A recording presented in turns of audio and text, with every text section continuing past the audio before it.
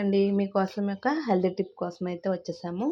ఈ healthy tip కోసం మేము ఏం తీసుకున్నామంటే గ్లాస్ బౌల్లోకి కల్లుప్పు అయితే తీసుకున్నామండి. సో ఈ విధంగా ఒక స్పూన్ కల్లుప్పు తీసుకొని దీంట్లో అయితే కొంచెం వాటర్ని అయితే ఈ విధంగా యాడ్ చేసుకోవాలండి. సో ఆ బౌల్కి కొద్దిగా వెళ్తుగా వాటర్ని అయితే వేసేసుకుందాం.